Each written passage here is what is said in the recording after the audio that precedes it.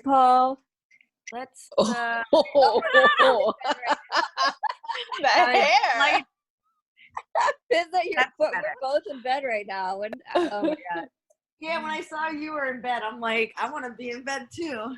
Oh my god. I was gonna get You up wanna and go get to it? my laptop. But I'm like, wait, I could just download the app from here and that's it. That's all I'm doing. Oh my god. I feel like people are getting lazier every week now. It's quarantine, I know. baby. I just let me fix the lighting. I think we're recording. We are recording. Yeah, there's a record. I see it. There it is. Well, all right, I have more light. Oh look, this is like a sleepover. Yeah. Cute. This is cute. Adrienne, you have your pillow. Yeah. Yeah. So I didn't know this, but Adrienne is are you considered to be in recovery from COVID? Mm-hmm. Oh my goodness. How are you feeling now though? Pretty shitty.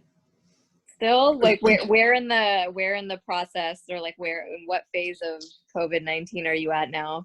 I'm post-viral, so my symptoms are what they would call lingering. So I have lingering congestion and chest pain, headaches, and fatigue. Incredible fatigue. I can't do anything. I'm the kind of person who used to get up at 6 every day and go do yoga or jog or whatever, and I can't do shit right now. For 6 weeks, I've been doing nothing but eating. So you got it 6 weeks ago? Yeah. I started showing symptoms March 12th. Oh, so that was the weekend right before we all went into this safer at home order. So do you know who you were in contact with, or how you Two people, one on the Sunday before and one on the Monday after. Shook the one's hand, and then the next time, a girl who's tested positive a few days later, I sat next to her in a meeting with an open LaCroix can.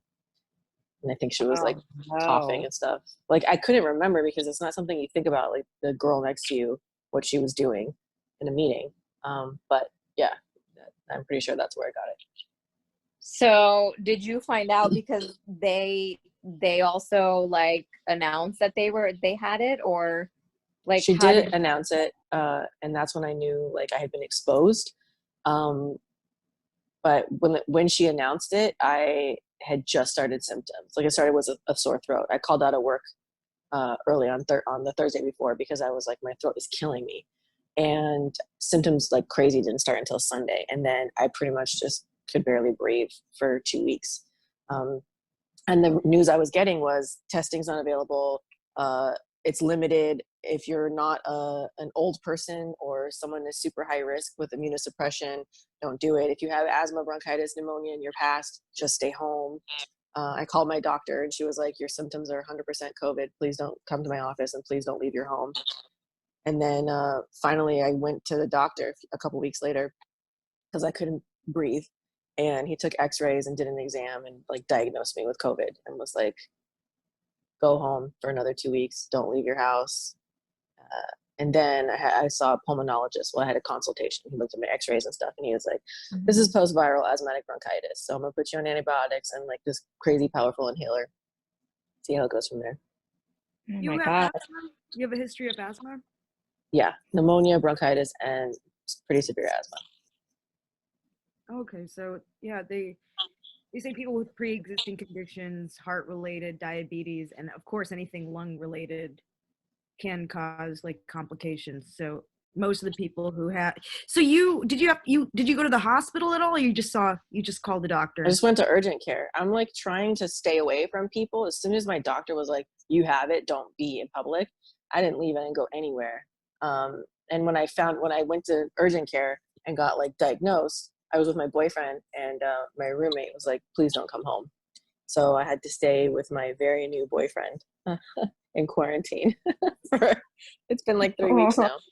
But I'm moving in with him now. That's well, congratulations. That's great. That's one silver lining. But wait, so has he contracted it as well? Is he going through similar symptoms?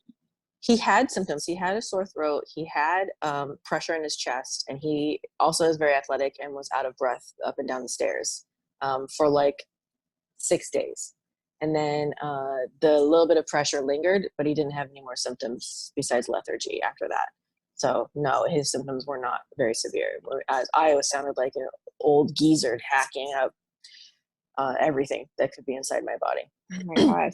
It's a dry So hack, that's though. crazy that you two are living together and you both have COVID-19, and however, like he's, you know, his is a lot more mild than what you're going through. But do you also think that because you already had asthma, that could be why Definitely. your symptoms were a lot worse? That's So definitely why. that's My crazy. doctor he actually showed me my x-rays and pointed like stuff out to me, like what, like explained, like it looks like a crushed glass or something is what they were describing in my lungs. Like scar tissue, right? Scarring. That's what COVID currently looks like, is like the congestion inside of it. And then he pointed out all the scars on my lungs from previous lung, respiratory experiences. I forget what he said, but I was like, yeah, I've had pneumonia, I've had bronchitis. Like pneumonia, bronchitis, if you've had that, it's a wet rattle. And like, you just feel like it breathing in, breathing out. It's like, COVID is not like that. It is a dry, like something stuck. I still sound sick. I know I've sounded like this for 6 weeks now. It's like a hack. And I feel like you can't. You also sound really sexy. For some reason, I always think women who sound like they're like a chimney sound so sexy, even though they're probably really sick or they've smoked a pack a day for like 50 years. I love a husky voice. Yeah, for sure. I don't have one normally though, so I'm gonna lean into it right now. Maybe get on my OnlyFans and do some voiceover work. But I don't sound like this typically. Do as many podcasts as possible. I got 2 more this week. Oh my God. Well, now is your time to shine, man. Yeah. So you're one of the true voices of coronavirus, because like a bunch of people are like have all these like conspiracy theories, and people are freaking protesting all over the country because they think it's not real. But you are like a true case that, hey, this is happening and it's serious. Survive? Yeah.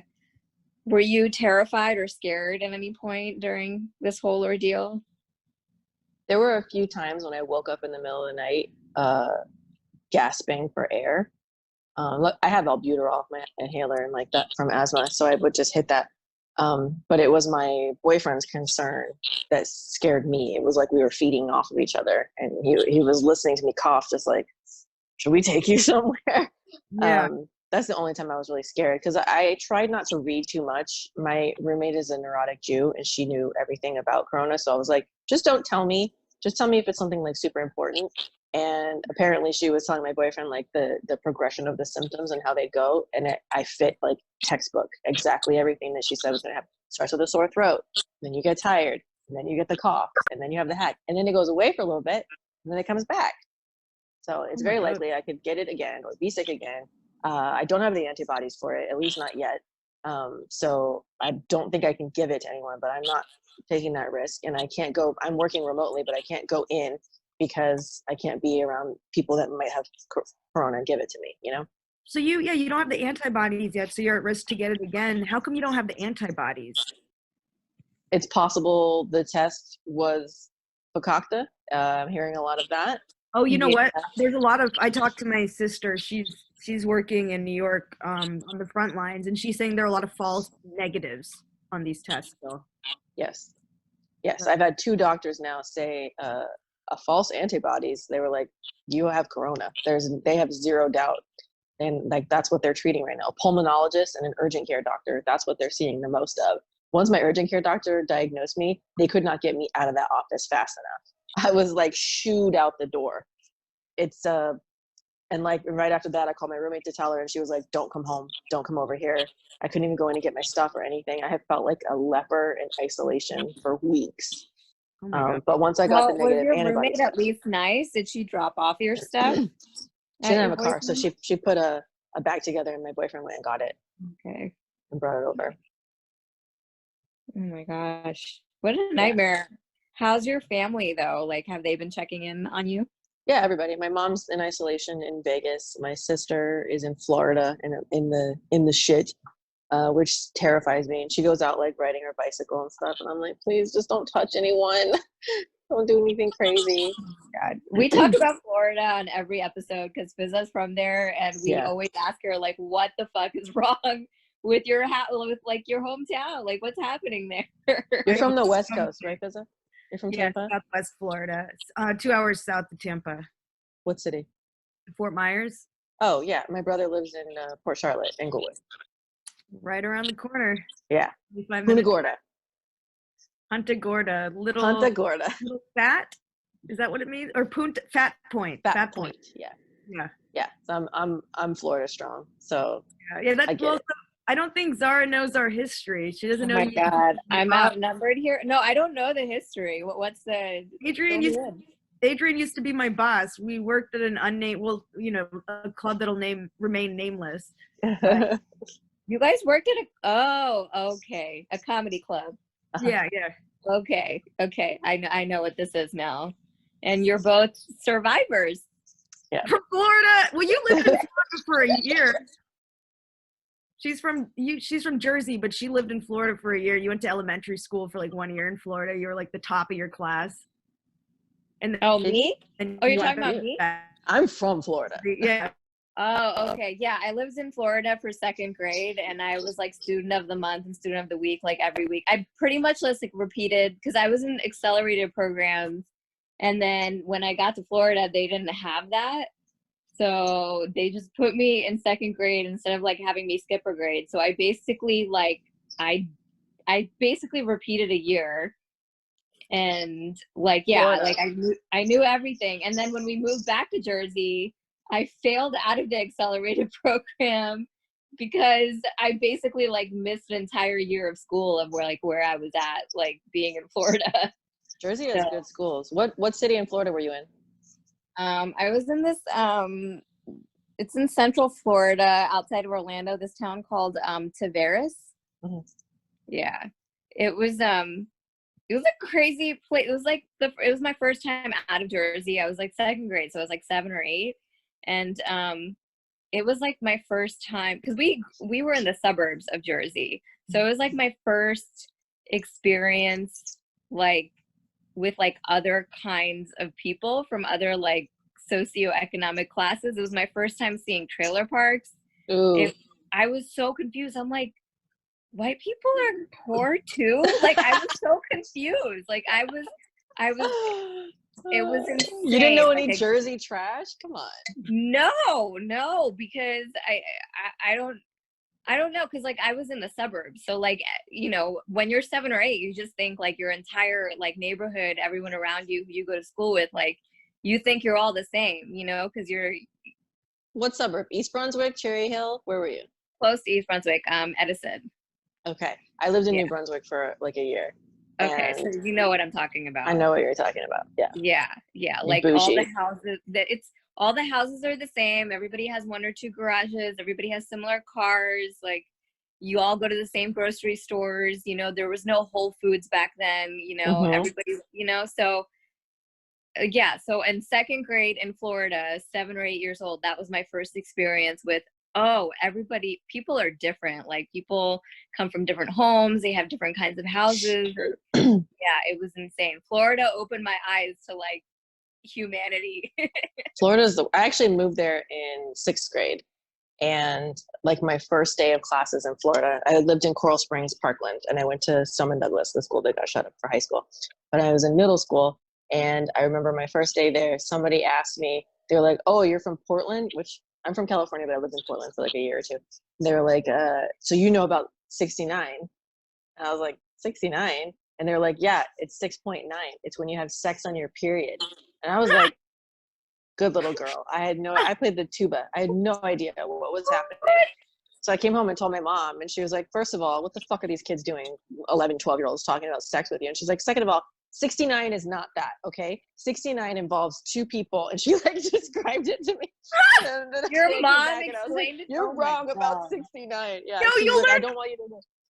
I don't know why Florida even does sex ed, because we learn all that shit like on the school bus before. Like I remember I was in 6th grade when I heard about like oral sex, and you know, I knew the word oral and I knew the word sex, so I got it confused with like phone sex. I'm like, oh yeah, I know what oral sex is. It's like you phone sex, and then they're like, no, it's like, you know, like sucking on someone's genitals, and I was like, that's new. That's a new concept. I'm 11. Hello. Were you sex ed. traumatized learning that? I was a little traumatized. I wasn't traumatized. I was surprised.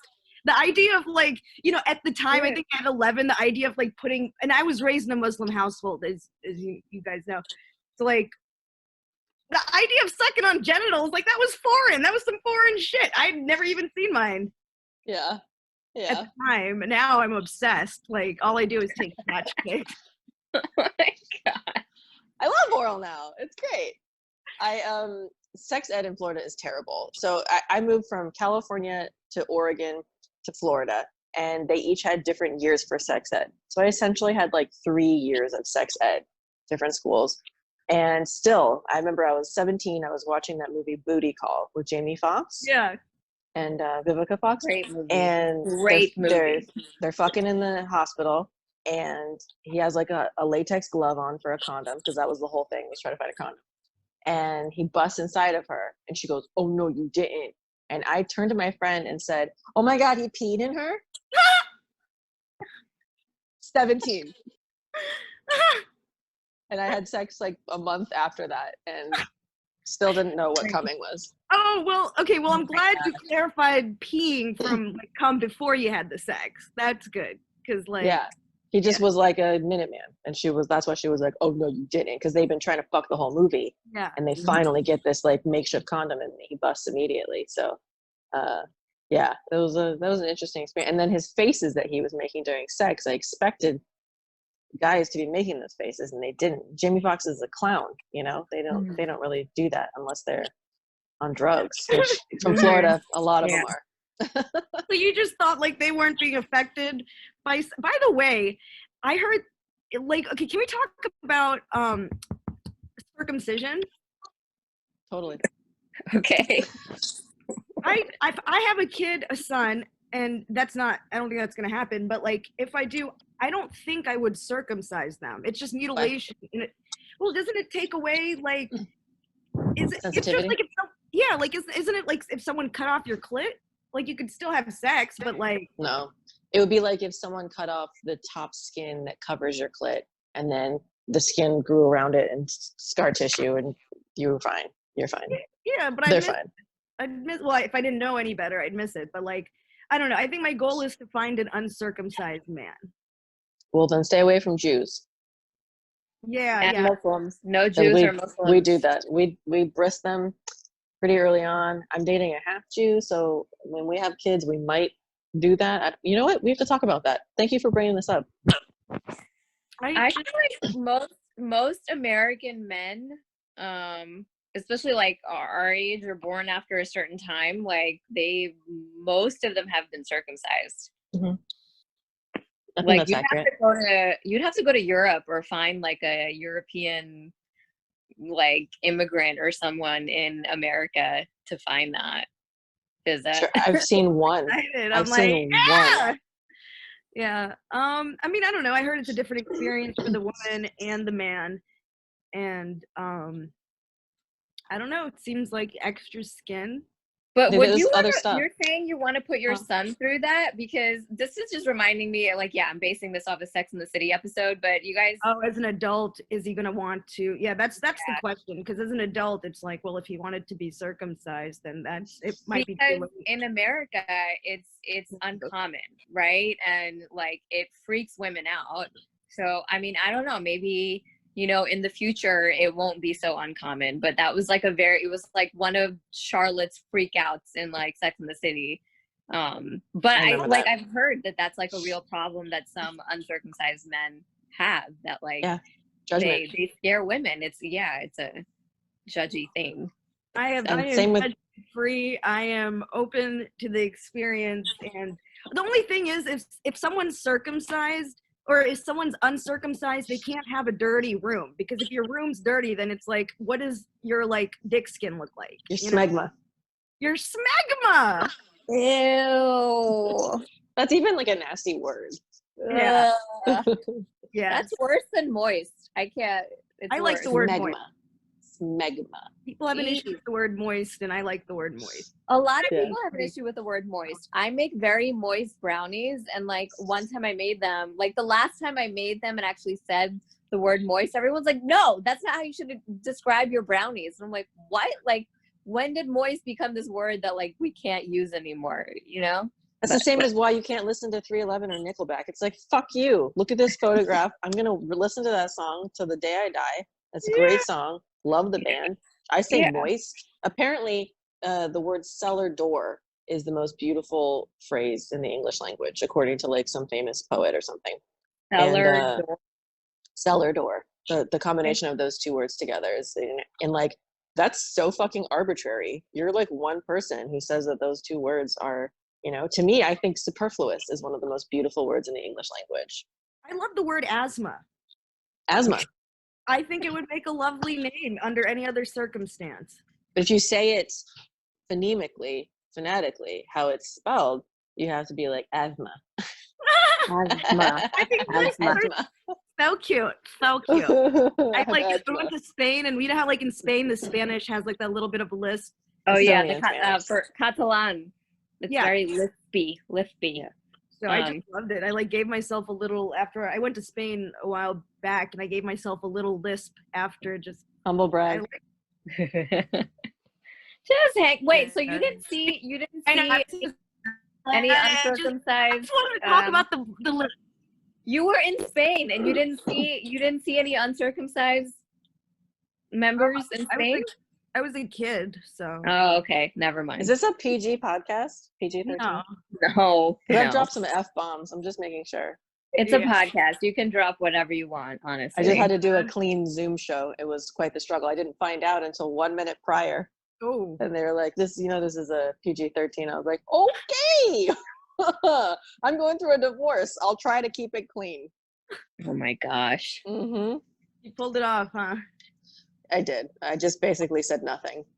You're a pro. That's how you win. I just did some crowd work via Zoom. How tall are you? You look tall when you're sitting down. Nice, healthy torso. Mm-hmm. Mm-hmm. I miss crowd work so much. Like So the much. Zoom shows have been fun, but I mean nothing replaces the real thing. And Fizza knows this. Like she's seen me. Like when I'm on stage, like half my set just turns into crowd work because I love feeding off people so much. I also love roasting just random people in the audience. And I can't do any of that on Zoom, you know? It's crazy. I know. I've been roasting my boyfriend. Poor guy. Because he's been in the room. Fine. He's just stuck in it. Well, he's a comic too, and we just try to just boom roast each other. Yeah. Fun. And we're sober, so Oh, both of you? yeah. Well, I don't really drink. I feel like you know that about me. Yeah, but the smoking. Can't smoke. I have COVID. Yeah. Oh my gosh. Yes. I found like with the Zoom shows, the ones I like the best, and KO Comedy does this really well. So you guys should I'll give you the info for them. That's Sammy Obaid's. Yeah, Sammy and Kabir. I did it last week. I've done a couple of their shows so far. They're fun. Yeah, they're the best. I'll say what I like the most about them is they have a few like VIP in quotes seats where they appear in the Zoom room and you can hear them. So that really, really, really helps, because otherwise, if it's just the comics, the burden of laughing's on the comics, and that fucking sucks. And but if the comics don't laugh and there's no one else in the room, then all you're doing is screaming and you're not getting any feedback.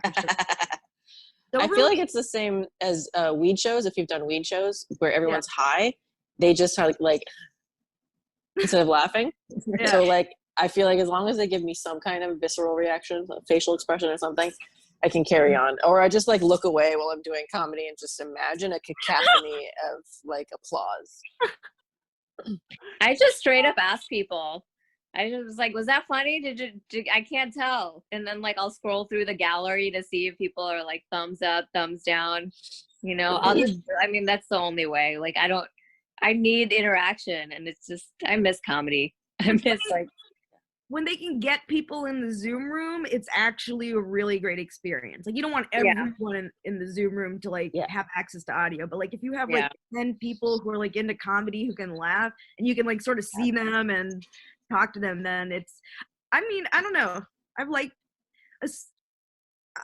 them. I think they're fun. They're different. I'm in my pajamas the entire time.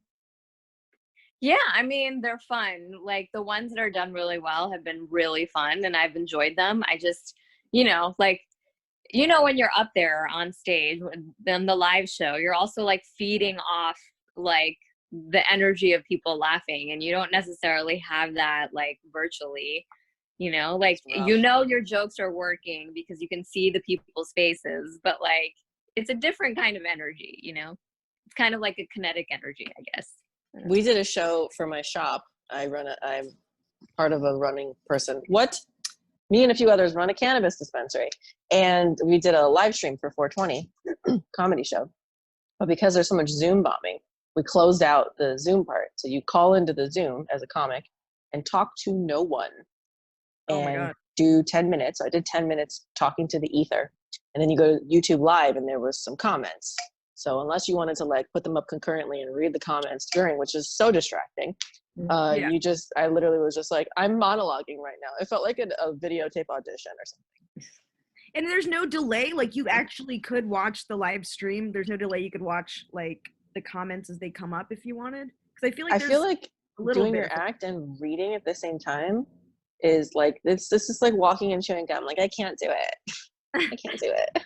Yeah, no, it is a little distracting, and there is a delay between platforms, especially, and like I've done a few Twitch shows as well where like I'm on the live, but I'm also like I'm logged in on Twitch on my laptop to seeing like what people are interacting to, and there's like by a few seconds.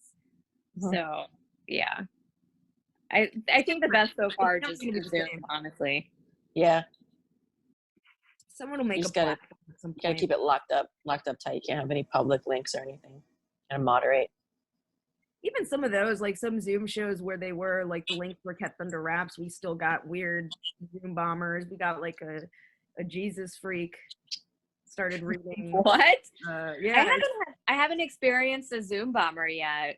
Oh, lucky you. Are there really like randoms? Like, so I know this is the thing. Like there's been so many like national complaints about it, and I think a couple of people actually did get arrested, but yeah, it's illegal. There have been actual like random strangers like just showing up in your Zoom chat rooms and stuff. Yeah doing horrible things. One, they were just sort of like they interrupted the host and they were just saying a bunch of stuff about Jesus and the Bible and stuff, and then the other one, I was actually the first one up in that show and I got Zoom bombed, and they ended up getting rid of the guy, but like it's hard to do a set if someone's like yelling. Yeah. Like, like usually you'd remove the person from the room. You have to just like lock the waiting room, let them in individually, mute everybody, have somebody moderating to remove people. Don't let screen sharing be a thing, because if they share their screen and do some horrible fucking shit, then you're ruined for life. So you might see some uncircumcised smegma. Uncircumcised. That was your chance, Fizza. You missed your chance. I'm dying to know if my boyfriend wants to circumcise or not, because we just had the baby talk. My therapist was like, if you're going to move in with somebody after 2 divorces, count them, 2 divorces, probably should have the baby talk first. So we had like a really intense, probably a few baby talks. We're on the same page. I didn't ask about circumcision. That didn't even occur to me, Obviously, I guess I should ask about female circumcision too. One step at a time, so like that, bless you, Fizza. But that's progress, right? Like that's a lot of serious conversations to have in a short amount of time, right? So once you're in agreement that you want to have kids, and then you can talk about how you want to raise the kids and what religion, and and I think the circumcision kind of comes along with the religion talk too, right? So I just want to be prepared for it. Like I didn't realize that taking his last name was going to be like a really big deal to him, and I didn't. My first 2 husbands, I didn't take their last name. Yeah. And I was like, wow, that's a big concession on my part. I gotta really think about this. And I was like, all right, as long as professionally I can be Adrienne Airhart still, I don't care if my married name is your last name. That's fine. It's a good name. It's a Norwegian last name, so I'm happy because I'm half Norwegian. So. That's great. Okay. So it's a good compromise. Yeah. Right? And you also have a dope name, so like I'm glad you're keeping that as your stage name. Right? Adrienne Airhart. Yeah. That's my name. Don't wear it out. That's I don't want to change it forever. And I plan on being in entertainment probably forever. So probably have to switch to radio pretty soon, you know. Getting up there. Oh, you have that. Oh, you have the sexy husky COVID voice. Yeah, yeah. You do have to the stay voice sick. right just stay sick. There's never. I love it when I have a residual like husky voice from being sick. Like I really try to stack up those podcasts. I love a deep voice. I would. Yeah, I feel like more people would. What if that was actually like you know, like a symptom or like just like a permanent damage of like COVID or any virus that you get, right? Like the raspy voice. Well, then I think more people would be trying to get corona, right? Like, imagine. I don't like the raspy voice. I don't like how I sound. Obviously, I don't like how I feel because it doesn't feel good in my throat. But when I hear myself, I'm like, ugh, I sound sick. I don't think it sounds sexy. But y'all crazy. Maybe. Do you think it could be the congestion though? Because sometimes people sound congested also, and that can.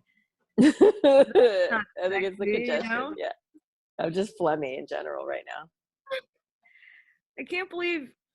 I mean, I'm really happy you're okay. Like, me too. I've been watching your COVID journey online. Yeah. I missed out on the whole thing. I've also just been really busy cooking chicken. Like that's all I've been doing. With my cooking. It's just that's all I've been doing is cooking. Like I've been trying to stay sane, and cooking is how I stay sane, but now it's like it's too much. So yeah, I'm sorry I missed your journey, but honestly I'm seeing I think toward the end of the journey, and you look great. Like she looks better than I look right now. Because I don't know if you missed it. I took Leah Lamar's Zoom Pilates class yesterday, and my body just can't handle that much exercise in that amount of time after 6 weeks of just cooking chicken and carbs and beans and eating my pantry. Yeah, I feel like I'd faint within the first 5 minutes. Like I've been horizontal for a lot of this. I'm right now. Like I sitting up is just that's a lot. It's exhausting. Maybe you have COVID. Maybe I have mono. I think Fizza had COVID. I honestly think Fizza had COVID because she was really, really sick at the beginning of the year. I feel like you had it. I don't know. Me? Oh, but yeah. I didn't have any real respiratory issues aside from like a little. It seemed like very traditional flu. I was really sick at the beginning of the year, Adrienne. Okay. Like January 2nd but it seemed very like traditional flu. It was like 2 weeks. And as someone who has asthma, I feel like it would have been like it was a really bad flu, but like it could have been more serious. Like you're 6 weeks in and still feeling the effects. I was out of commission for about 2 weeks and maybe a little weekend for about 3, and then it was normal again. So I mean, everybody is reacting differently to it, and some people are completely asymptomatic and testing positive. Yeah. Well, I guess there's no way to know without a test. Yeah. Are we going to have any access to more tests? Because I mean, we have to. If we want to come back to society, you have to start screening people, and then we have to start wearing little pink stars to let people know that we've had COVID and we have the antibodies, and then we'll be a fully fascist society. That's the point of this whole thing. I know that you mentioned conspiracy theories earlier, and I don't believe that it's not real. I believe it's a real virus. I just believe it was manufactured with the intent of killing off a very specific subset of the population so that monoliths could take over. They don't want to pay Social Security to the boomers. Social Security. Who else is dying? Homeless people and people who have asthma. And you know who can't get fucking health insurance without super premiums before Obamacare did that whole pre-existing condition thing? People with asthma, because we're susceptible to a lot of more illnesses. So people like me, homeless people, and old people are being killed off. And those are the drains on society. So convince me that's not what's happening. And small businesses are going out of business. Monoliths are taking over. And fascism is spreading its roots deep into our society.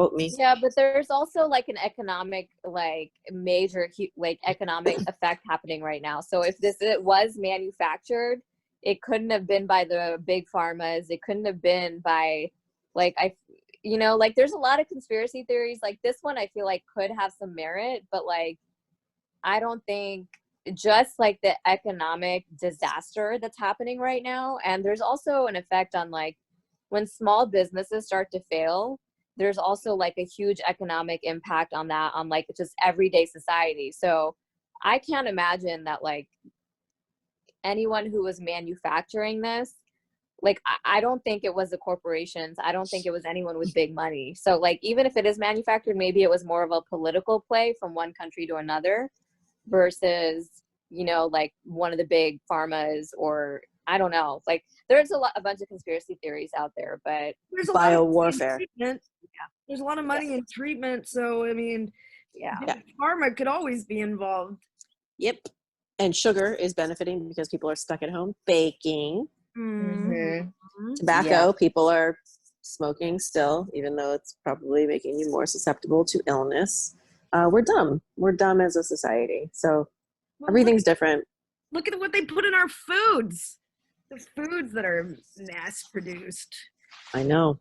It's intense. Our water. I'm a fan of theories as well. So actually, are you still doing your podcast, Glitchin'? Yes. Yes. I'm going to get you on solo instead of with my ex. Oh, yeah. Yeah, I would like that. Yeah. I think I'm going to do Skype and not Zoom, because then you could do like split screen. Yeah. And record it. I remember when I was in a podcast, he kept giving me like that boob to squeeze, like that stress boob ball. He's a very weird person, and that's why I loved him. Yeah. Right up until he left me for a 25-year-old. Oh my gosh. I love everyone. Fuck him for doing that. You want me to? I never say this, but do you want me to fuck him up a little bit? I've had a lot of offers for that, especially when I tell people that he broke up with me, and then for the first 2 weeks, he let me believe it's because I was aloof and had let my body go. Oh my God. What? When in all actuality, he'd been cheating for pretty much right after the ink dried on the marriage papers. Wow. Who is this guy? Whose tires do we need to go slash? It's been 8 months now. He's definitely suffered reputation-wise. People know I was not quiet about it. And I'm already in a very happy relationship where I'm moving in with my boyfriend. So I don't need you to fuck him up. Life will do that for him. That's Zara's MO though. Like every time if I ever feel slighted by a guy, Zara's like, do you want to send him dead animals? I'm all about this. I'm all about animal poop, not dead animals. Animal It's called poop. Vox Revenge. So Adrienne, I think you might be the only woman who I've come across who I've not told this to already, but there's this website called voxrevenge.com where you can select the type of animal feces you'd like to anonymously send to somebody. So so the thing, how I found out about this is that one of my best friends, her fiance at the time, like she got into a really bad car accident, broke her leg. It required like at least like half a year to a year of like recovery, and he just couldn't handle it. And he basically called it off. He called off the engagement because he didn't want to like deal with that. So and I was going through a bad breakup at that time too. So we found this website and we basically made a pact, like, okay, I'll send it to him and you send it to my guy, but not right now because it'll be too obvious. So like then we like just put this thing on our calendar every 3 months where we would check in, like, okay, should we send it now? Should we send it now? Should we send it now? And now it's like 6 years later and we're both like, you didn't do it? No, we never did it. But now it's like, I really want someone to do it, you know? Like, I feel like for all the guys, you know? Because we never had our chance. Because it's like, we were only going to do it if the other person really wanted to do it. And both of us were like, well, like, sometimes I would really want to do it. Or, like, she would really want to do it. But, like, neither one of us was okay with that, you know? Like, she was, like, she had already, like, she was engaged again and already, like, moved on to another guy. You know, but like I was still holding on to hatred, and she was like, you need to like get a therapist. Like, Maybe that's why. Why are we been saying that forever? Get a therapist. I did. I got a therapist, and then You have a therapist? I have this thing. Do you guys use this? Hold on, let me. I have a therapist as well. I know, Adrienne, you mentioned you have one. It's one of the only ways to survive in this industry and city. I love her. She's my favorite. I had therapy today, and I feel so much better now. I have this guy. This is what my therapist told me to get. It is a what do you call it? It's supposed to help it's like light therapy. This is like my light therapy light. I use it every morning because so basically I suffer from well, they call it seasonal affectiveness disorder, SAD. But it's not so much it's not so much like a season. It's more of like I'm very sensitive to like light. So I need to be in the sun, or I need to like be able, my skin, or like I need to be able to like feel light in order to function normally. So this is why in New York I was so miserable, because there was no light for like 7-8 months out of the year. LA's been better for me, but like, you know, like once you're here for a couple of years, like you're not going to the beach. You're not like, you're busy in dark comedy clubs, hating every open micer that wants to give you a hug, you know? Like, so I have this. This is what I do every morning. This is part of my daily routine, and it keeps adorable. Yeah, it's great. It's the Philips light therapy, Philips blue light, if anyone wants to use it. It's been good for me. Like I feel like I don't want to murder anyone. I do want to slash tires of men who've wronged the women in my life, but I don't want to murder anyone for wrongdoing towards me. So it's altruistic homicidal tendencies. That's progress. Yes, progress. Murderous thoughts about people. It's not murderous. It's more like, what can I do to like deeply inconvenience someone, you know? Oh yeah, insidious. Well, if they're murdered, they can't suffer any longer. So that only helps them a little bit. In a way that's helping them, because then they don't have to pay bills anymore. You know, like it's, you know, no, they should stay alive and be tortured every day. Okay. That's what hell is. That's why there's a hell. They need to go to hell, and it should be a living hell. I'm all about the living hell, because there's conflicting standpoints on whether there is a hell after life. I don't know. I was raised to believe there is, but like, well, I don't want to chance it. What if there's not? I would rather have the person be tortured on Earth. In life. Yeah. In life. I mean, you already know I'm a fan of vigilante justice, so like, if they have it coming, you know, it's you know, sometimes you just gotta serve a little bit of karma. Like, you know, like I'll balance this out right now. I'm mad I did that, because like I feel like my knuckles are hairy, and now like everyone. You're fine. You can't see it. Yeah. You can't see. The great thing about all these virtual things is that like I don't have to do as much hair removal. You know, because with like the right lighting and stuff, it's like you can't tell that I haven't like done my eyebrows in like 3 weeks, or maybe you can. I don't know, but no, you can't. It's fine. It's fine. You haven't done your eyebrows in 3 weeks and they look like that? You bitch. Yeah, you look great. No, I do my unibrow like every few days or whatever, but like the rest, this is just growing like caterpillars. We'll see what it wants to bloom into in another week. Get that shit lasered. Have you done laser on your face? Yeah. And you'd recommend it? Yeah. I don't know. I'm like worried about it. It's fine. But I am putting lights in my face every day, so I guess laser couldn't be that bad. Yeah, I just did a little bit here. Got the stash. Yeah. It wasn't bad before, but now it's not at all. I don't have to worry about plucking those 3 hairs that grew in, you know? So I was in the middle of laser treatment for like other areas. But now that we've had 2 months off from like all of our grooming appointments, it's like, well, what's the point? I spent hundreds of dollars and now I have to start from the beginning. Anyway, like you don't have to start from the beginning. Corona. But I mean, the damage is done, so to speak. It's already damaged the follicular roots enough, so you just keep really it compounds. Yeah, so just do it again. Okay. I just didn't know if like taking time off like reignites like some of those follicles or something. Maybe years. Yeah, it could regrow, but not a few months. Okay. I also hear, I've had some girlfriends actually who've had babies and they got like spent thousands of dollars on laser hair removal, and then they had babies and then all of it came back. So like it's very like hormonal, and so now they've told me like don't do laser until you've had your kids, because you're going to be spending all that money again depending on which way your hormones go. Yeah. So I can't wait to be fat and hairy. So excited. So you guys are in relationships. I'm not. I'm having some people hit me up. Is it still like, do I need to no contact with people? We're still like lockdowning because people are getting a little lockdown. Okay, good to know. So because I do feel for you.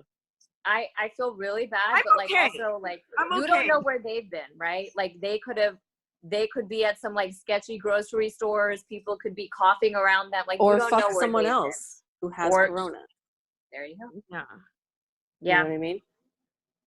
But I get you're probably feeling pent up. I mean, we have sex probably twice a day, every day for almost 8 weeks now. I don't know what I would do if I didn't have that. So I feel for you. You had that during Corona, like while you're sick with COVID, you've been having that? What does it help with symptoms? No. Sometimes I'd be like, and he would go, "We're not doing this again," and I'd be like, "Okay." There we are. This is how you know she's 8 months in, because at 8 months in, it's all still really hot, even while you're like deep in the middle of COVID-19, like a deathly virus. You're like getting it on. We are like violently attracted to each other. That's very sweet. That's awesome. So sweet. And we're in love, but like, yeah, it's hot. He's hot. That's sweet. Yeah. My guy and I we're 3 years in now. Oof. And it's not like that. And we're both like healthy, and it's definitely not like that anymore. So I know it'll fade. I know. Like it fades, but like 8 months in, like I missed that time in my relationship. That was the time. Yeah, I get it now. Gotta keep the magic alive. I'll do my best. Yeah. How do you keep the magic alive? You make yourself have sex. Or you force yourself? You keep it tight. You keep your body in good shape. And Kegels. Maintain. Kegels. And you say yes when he asks. Yeah. Are you you're sober, right? So kinda. I do drugs. Okay. I just don't drink. Okay. So for us, like there was this moment where like it had been a while. And we were just like so busy and stressed out with work that like we forgot about it, or like we just didn't, because when you're together for a while, it's like it's gonna happen, so you're not like stressing out about it. Like it's gonna happen when it happens eventually. But it had gotten to a point where it was like months, like maybe like 6 weeks or something, just with travel schedules and work. And then we needed like some medical intervention to help. And it was great. And it was like, yay, I love everyone. And I love you. And I love water. And I love life. But it was like, there are times where it's like, yes, we love each other and we're very much attracted to each other. But there comes a time when there's just like so much else going on in your life that like you forget. And I can understand that. I understand how like married couples can get to this point too. So. Yeah, we were together 8 years, my husband and I. And I'm going to be honest and tell you I lost attraction and stopped trying or letting. And my mom always used to say, fuck your husband or someone else will. She was right. What do you do though when like it's your best friend and you love him to death and your lives are intertwined and you got up and you said your vows and you cried in front of all your friends and family, and you live together and you do everything together, and there's so much love and you just don't want to fuck them. I get that. I was in a relationship for 5 years, and in first 2 years were great, but like the honeymoon wears out, people let themselves go, and I'll say it wasn't me, and Great. it's tough. I just, and this is a person I still love. The relationship continued. We're just not like, and I don't know if monogamy is for me also, like, because I look at sort of my pattern, and I think I'm comfortable having maybe like 2 or 3 guys, just sort of, I don't even know what to call it, because it's like lovers or like fuck buddies or lovers. Yeah, you could be polyamorous. Yeah. But I found out that 2 of them know about each other now. What? And they're cool. They're cool. Wait, so they found out with like they were talking to each other and they knew, or did you tell them, each of them? I saw one in a photo with the other, and I knew one knew about the other, but the other one didn't. So then I hit him up, and I was like, ha ha ha, Eskimo brothers. And then he was actually like, because they both like each other. So like, I was like, well, we could have a little fucking family here. Because I'm always like, I'll have a couple husbands. I don't give a shit. A throuple? A throuple. Yeah, I'll do a throuple. That's cute. That's cute. I could not. I'm a jealous bitch. You're getting it in twice a day, every day for the last 8 weeks. Oh. I mean, I'm in my 30s. I froze my eggs and I have an IUD, so there's no chance of a whoopsie baby. And we're in quarantine, and he's really hot. I mean, what else are you gonna do? Man, that's the way you COVID-19. I mean, that's how you do it the right way. That's how you're doing what you need to do. Seriously, that's amazing. Yep. It's interesting. It's funny though, because like in my head, I was sort of thinking like, I'd like if people just sort of knew about each other. And then when I saw the picture, I was like, did I manifest this? Like, this is great. And like, I don't know. We'll see what happens. I'll keep you posted. I was dating multiple people after I separated from my husband. Well, I dated one exclusively for 2 months, but not like, we weren't like dating. I was just like, I only want to fuck one person. I'm destroyed coming out of this marriage. And he was like, okay, cool. And then it didn't work out. And then I was dating like 3 at the same time. Just exhausting to keep up with. And like, you reference things and they're like, that wasn't me. What? And you're like, ugh. And then, I whittled them down. Like, I don't want that one. And now it's 2. And I was using a normal guy to try not to fall in love with this comic because he's a fucking comic. And didn't work. So I ended up telling him I had feelings. The first time in my life, I had never told a guy that I had feelings for them first in my whole 30 years of existence. Okay. So I ended up telling him, and then I was like, I'm also dating someone else. And like, he took it really well. And then he was like, all right, so we date and you don't date anyone else. And I was like, okay. And you don't either. And he's like, okay, that's fair. So we've been rolling together ever since. I love it. Oh, that's sweet. Oh, I'm happy for you. That's amazing. It started with sex. Like, a lot of people tell you like the foundation should be like friendship, but like my roommate introduced us and we both broke up with somebody at the same time within like 5 days of each other. And he was like, you want to fuck? And I was like, sure. And we were just fucking, and then it just became love, I like that. Rules. There are no rules. There are no rules. Thank you. I can move in with him as soon as I want to, sister. Yeah, I mean, it'll if stuff's supposed to fall apart, it will anyway. And if it's supposed to grow, it will. It's like, I don't know. Don't listen to me. I just, every time I start saying anything about relationships, I'm like, what makes I'm like, who are you to talk about them?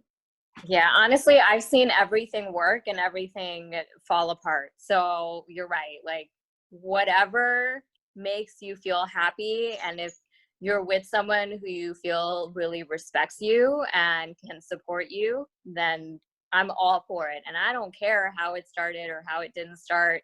If you were both having an affair with each, I don't care. Like, when you find that right person, regardless of whatever the scenario is, hold on to that person, honestly. When you find that right person / right people. People, right? I'm sorry. We're talking about thruples now. Okay, right people. Lean into it, babe. I think you could be really good at it. And like, you're not ready to settle down and have a family, if ever. So fucking Yeah, that's not really my track. So do your thing. yeah. Oh my God. I would totally watch this reality TV show. Fizza and her throuple. Well, what's so interesting is that with one person's in or was in an open thing.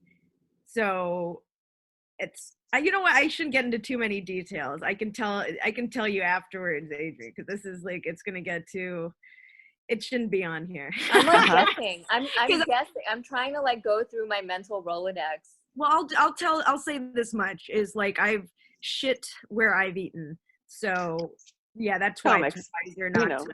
Yeah. It's comics. You're a comic, you fuck comics, typically. Like, why not? They get you, they're funny. And honestly, we need a comic throuple. We really do. We have enough, like, husband and wife comedians. We have, you know, wife and wife, like, partnerships. We have husband and husband. We need a throuple. We need a proper throuple. And Fizza, I think you can pave the way. Fizza, be the throuple you wish to see in this world. I love this, guys. You guys are making me just really feel empowered. Like, I just Throuple 2021. It's gonna happen. I'm for it. I'm Throw a girl in the mix. Do whatever you want. Yeah. We'll see how it unfolds. Right now, I'll be watching you. Throuple 2021. All right, I think we're almost at the hour. So, Adrienne, is there anything you would like to promote or? Where can our people find you? Yeah. Well, you can find me everywhere at Craydrienne, CRAYDRIENNE, and that's like Twitter, Instagram, Facebook, my website, OnlyFans, etc., all over there. And my podcast is called Glitchin' Podcast, and I'm figuring out how to do it remotely to get more acts on there. But it's about the glitches that occur in life, the coincidences that feel like maybe they are interference from other beings or another world or something. Oh, like glitches in the Matrix, kind of? Yeah. Okay. Yeah. Cool. Mm-hmm. Awesome. Cool. Awesome. Yeah, we're Facial Recognition Comedy, facialrecognitioncomedy.com. The podcast comes out every week. And we might actually do a Zoom show, I think, or something. Well, that'd be dope. Yeah, we're talking about it. It's in the works. Yeah. I'm Fizza Dasani, at Fizza Dasani, fizzadasani.com. If you misspell it, hopefully it'll still pop up on your Google. And this is Zara. I'm really Zara on all the social medias. Zara is spelled Zahra. Find me. I'm on TikTok now, and I'm gonna watch you. I only have one stand-up video on there, but I've been like learning dances while I'm cooking. So I think by next weekend I'll be ready for like posting a dance or something. I'm gonna follow you. Okay. And Pallavi's not here. At Pallavi Gunalan, and she's doing some like thing where she's like, I think making a mat, or I don't know. She's doing some science shit for COVID. So shout out to Pallavi and her science contribution to help those with COVID-19. Okay, great. Do you have any last words, Adrienne? Any last words? Not like last words like for life. Closing remarks. Any message you want to leave our listeners? I love coming. Yeah. Wiser words have never been said. Awesome. I love coming. Is that the name of the podcast episode? Sure. All right. Well, I guess it's settled. Okay. It was good catching up.